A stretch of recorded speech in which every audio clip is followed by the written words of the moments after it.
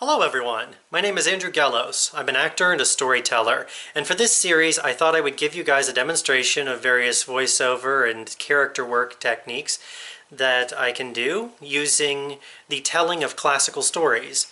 And to start the series off, I decided to use my grandfather's copy of Grimm's fairy tales. The translations for this particular copy are by Mrs. Edgar Lucas, Lucy Crane, and M. Eduardes. Because it's the holiday seasons, as you might be able to tell from the tree behind me, I decided that I wanted to tell you guys a story that embodies the spirit of giving. And so, for this first episode, I wanted to share with you The Elves and the Shoemaker.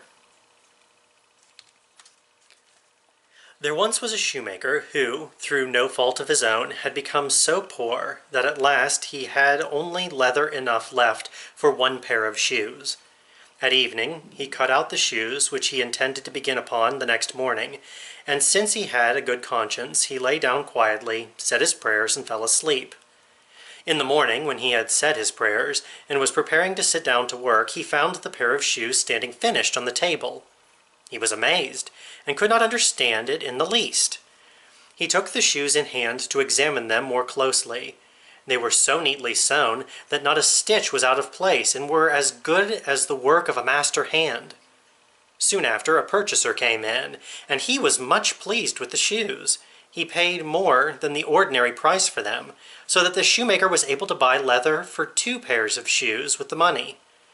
He cut them out in the evening, and the next day, with fresh courage, was about to go to work, but he had no need to, for when he got up the shoes were finished, and buyers were not lacking.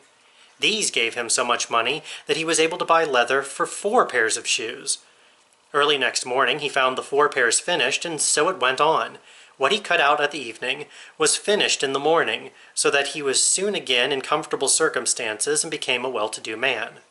Now, as it happens, one evening, not long before Christmas, when he had cut out some shoes as usual, he said to his wife, "How would it be if we were to sit up tonight and see who it is that lends us such a helping hand?"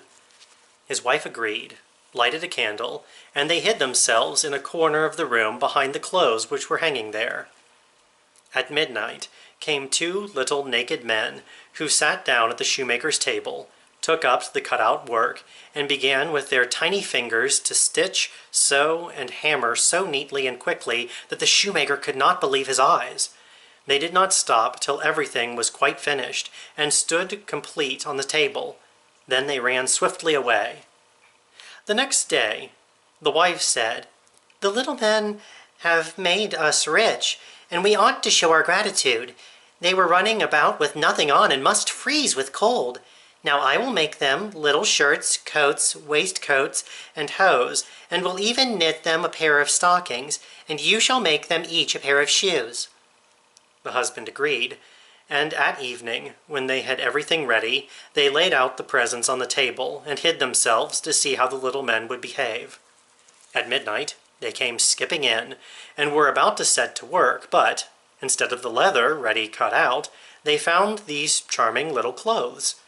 At first they were surprised, then exceedingly delighted. With the greatest of speed they put on and smoothed down the pretty clothes, singing, "Now we're boys so fine and neat, why cobble more for others' feet?" Then they hopped and danced about, and leapt over chairs and tables and out the door. Henceforth they came back no more, but the shoemaker fared well as long as he lived, and had good luck in all his undertakings. So that was Grimm's Fairy Tales, The Elves and the Shoemaker. Happy holidays, everyone.